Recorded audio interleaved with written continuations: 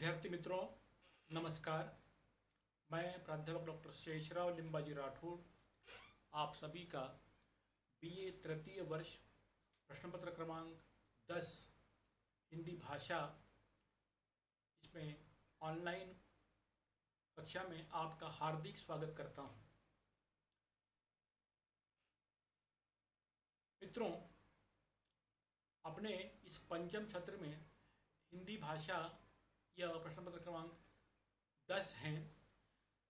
इसका महत्वपूर्ण पाठ्य घटक भाषा की परिभाषा तथा स्वरूप एवं विशेषताएं, इस संबंध में आज हम चर्चा करने जा रहे हैं। भाषा विचार की अभिव्यक्ति तथा विचार विनिमय का साधन है। शास्त्रीय अर्थ में विचार की अभिव्यक्ति के लिए व्यक्त ध्वनि संकेतों के व्यवहार को भाषा कहते हैं। भाव प्रकाशन जीव की प्रकृति है।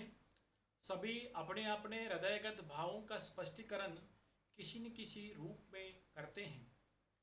इस प्रकार आँख, हाथ, पाँव आदि के संकेत, मुख विकृति, मस्तक चालन आदि सभी भाषा के अंतर्गत आ जाते हैं। किसी किसी जाति में इंगित भाषा भी मिलती हैं। ऑस्ट्रेलिया के कुछ आदिम निवासी रात में अग्नि के समक्ष ही विचार विनिमय करते हैं। साधारण बोलचाल में भी इंगित भाव प्रकाशन में अनिवार्य रूप से साथ ही रहते हैं। लेखबद्ध संकेतों के द्वारा भी विचार विनिमय होता है। लेखों के द्वारा देश देशांतरों के व्यक्तियों से भी लोग बात करते हैं। कबीरदास, सूरदास, तुलसीदास, प्रसाद, प्रेमचंद आदि मृत महानुभावों की लेखबद्ध रचनाएं विचार विनिमय के साधन हैं। यद्यपि व्यापक अर्थ में भाव प्रकाशन के सभी प्रकारों को भाषा कहा जा सकता है, पर भाषा इंगितों आदि को नहीं कहते। भाषा मनुष्य से संबंधित है।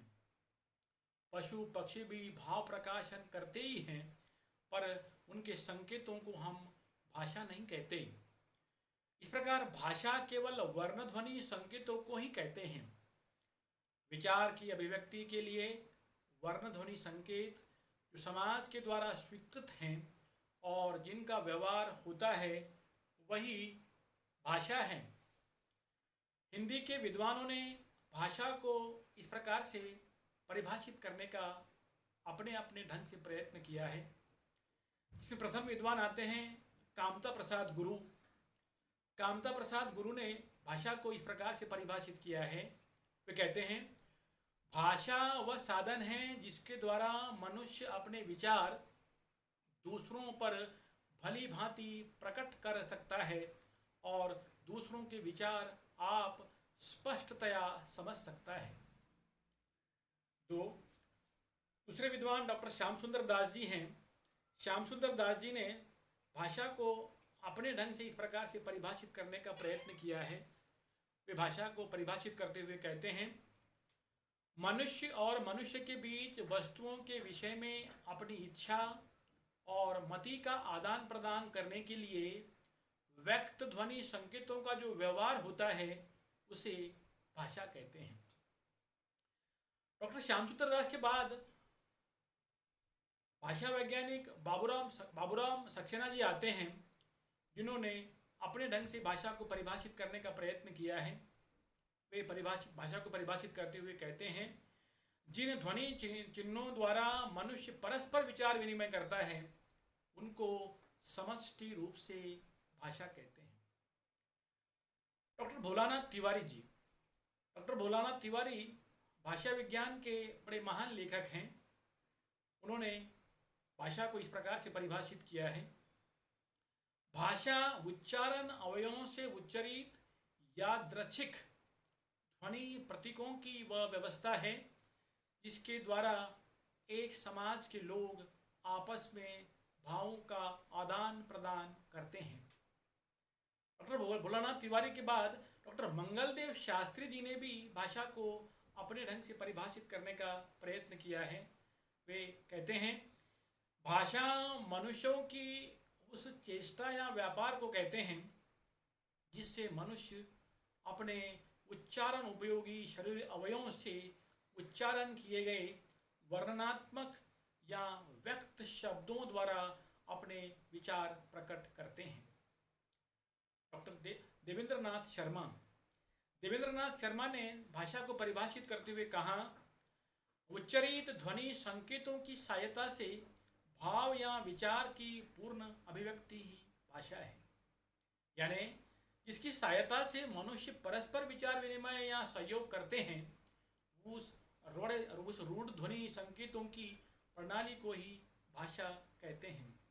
और आखिरी में महर्षि पतंजलि ने भी भाषा को अपने ढंग से परिभाषित करने का प्रयत्न किया था। वो भाषा को परिभाषित करते हुए कहते हैं, भाषा वह व्यापार है जिससे हम वर्णनात्मक या व्यक्त शब्दों के द्वारा अपने विचारों को प्रकट करते हैं। अब भाषा की परिभाषा को देखने के बाद हम इस मुद्दे पर आ जाते हैं कि यूँ तो हर भाषा की अपनी अलग अलग भाषा की विशेषताओं के इस पहलू पर अब हम आएंगे। जो ये तो हर भाषा की अपनी अलग अलग विशेषताएं होती हैं, किंतु सामान्य रूप से कुछ ऐसी विशेषताएं हैं जो सभी भाषाओं पर लागू होती हैं। यहाँ केवल उन्हीं पर विचार किया जा रहा है। भाषा की पहली विशेषता है कि भाषा सामाजिक वस्तु है। भाषा समाज में ही आपसी संपर्क से उत्पन्न हुई है। समाज ही उसका प्रयोग करता है और उस सामाजिक प्रयोग के कारण ही वह विकसित होती है, जीवित रहती हैं और अंत में भाषा जब मरती है तो समाज में ही उसकी मृत्यु भी होती है। इस प्रकार भाषा का पूरा जीवन, जैसे कि उत्पत्ति, विकास, मृत्यु समाज से संबंधित है। इसलिए भाषा पूर्ण रूप से सामाजिक वस्तु है। भाषा की दूसरी विशेषता है, भाषा पैतृक संपत्ति नहीं है। मित्रों, पैतृक संपत्ति उसे कहेंगे जो अनायास पुत्र को माँ बाप से मिल जाती है या मिल जाए। भाषा के बारे में ऐसा नहीं है। हिंदी बोलने वाले दंपति का बेटा यह आवश्यक नहीं है कि वह हिंदी ही बोले। मान लीजिए कि शैशव अवस्था में ही वह इंग्लैंड चला गया और वहीं के समाज में वह बड़ा हुआ, तो संभवतः वह अंग्रेजी बोलेगा। और यदि उसे हिंदी का वातावरण नहीं मिला तो हिंदी उसे बिल्कुल ही नहीं आएगी। इस तरह कोई भी भाषा हम केवल अनायास सहज रूप में इसीलिए नहीं सीख सकते कि वह हमारे माता पिता की या माँ बाप की भाषा है। भाषा की तीसरी विशेषता है, भाषा अर्जित संपत्ति है। ये तो स्पष्ट है कि जो पैतृक संपत्ति नहीं होगी वह अर्जित होगी ही। भाषा भी अर्जित संपत्ति है। व्यक्ति उसका अर्जन समाज से करता है। इसी कारण हम जिस भी समाज में रहते हैं उसी की भाषा अर्जित कर सकते हैं और आखिरी में कर लेते भी हैं। ऊपर के उदाहरण में हमने देखा कि समाज से अर्जन करने के कारण ही हिंदी भाषी माँ बाप का बेटा अंग्रेजी भाषी बन जाता है। उसी प्रकार अंग्रेजी भाषी माँ बाप के बेटे कभी फ्रांसीसी समाज में रहकर फ्रांसीसी भाषा या हिंदी भाषी समाज में रहकर हिंदी भाषी बन सकते हैं। भाषा की चौथी विशेषता है, भाषा का अर्जन अनुकरण से होता है। विद्यार्थी मित्रों, अनुकरण मनुष्य का सबसे महत्वपूर्ण और बहुत बड़ा गुण है। सामाजिक व्यवहार की सारी बातें हम अनुकरण के द्वारा ही सीखते हैं। भाषा के संबंध में भी यही सत्य है। हम समाज में रहकर दूसरों के अनुकरण से भाषा, जैसे कि किस वस्तु या क्रिया का नाम है या किस बात को कैसे कहे आदि सीखते हैं। बच्चे इसके अनुकरण में कभी कभी गलती कर जाते हैं, किंतु शीघ्र ही फिर अनुकरण करके अपनी गलती को ठीक कर लेते हैं। भाषा की पांचवी विशेषता है कि भाषा परिवर्तनशील है। भाषा में हमेशा ही थोड़ा बहुत परिवर्तन होता रहता है। इस परिवर्तन के कारण ही संस्कृत का ग्रह शब्द हिंदी में घर बन गया तथा कृष्ण कान्हा हो गए। वस्तुतः परिवर्तन विश्व का शाश्वत नियम है। हमारा विश्व, हमारा समाज, हमारा ज्ञान सभी कुछ परिवर्तित हो रहा है। उसी प्रवाह में भाषा भी परिवर्तित होती रहती है। भाषा का यह परिवर्तन कई रूपों में तो समाज के परिवर्तन के साथ भी चलता है। अब भाषा की छठी विशेषता है कि भाषा का कोई अंतिम रूप नहीं होता। इस चिर परिवर्तनशीलता के कारण ही जीवित भाषा का कोई अंतिम रूप नहीं होता। ऐसा नहीं कहा जा सकता कि अमोघ भाषा का यह रूप अंतिम है और इसमें आगे और परिवर्तन या विकास नहीं होगा। भाषा यदि जीवित रहेगी तो उसमें परिवर्तन अवश्य होगा ही। परिवर्तन ही जीवन है, चाहे वह जीवित भाषा का हो या समाज का या मनुष्य का। यह बात जीवित भाषा के बारे में भी कही जा रही है। मृत भाषा का अंतिम रूप तो संभवतः उसका अंतिम रूप होता ही है। भाषा की सातवीं विशेषता है भाषा के परिवर्तन या विकास की धारा कठिनता से सरलता की ओर जाती है। मित्रों, मनुष्य में यह प्रवृत्ति जन्म से ही होती है कि कम से कम प्रयत्न से वह अधिक से अधिक काम कर ले। इस कम से कम प्रयत्न करने की प्रवृत्ति के कारण ही भाषा में प्राय वे ही परिवर्तन आ पाते हैं जिनके आने से कम प्रयास में अधिक से अधिक अभिव्यक्ति संभव हो। सरल बनाने की इस प्रवृत्ति ने ब्राह्मण को बामन, चिन्ह को चिन्ह, प्लाइसिकोलॉजी को यानी साइकोलॉजी के उच्चारण में साइकोलॉजी तथा नो को नो के रूप में उच्चारण कर दिया है। भाषा की आठवीं विशेषता है हर भाषा का अपना एक स्पष्ट या अस्पष्ट मानक या आदर्श रूप होता है। विद्यार्थी मित्रों, भाषा का प्रयोक्ता जाने अनजाने में उस भाषा के आदर्श या उसके यथासाध्य निकटतम रूप का प्रयोग करता है। उसी आदर्श के कारण वक्ता जो कुछ कहता है, श्रोता उसका प्राय वही अर्थ ग्रहण करता है। इस रूप के कारण ही एक भाषा भाषी हजारों, लाखों या करोड़ों लोगों में आपस में विचार विनिमय होता है।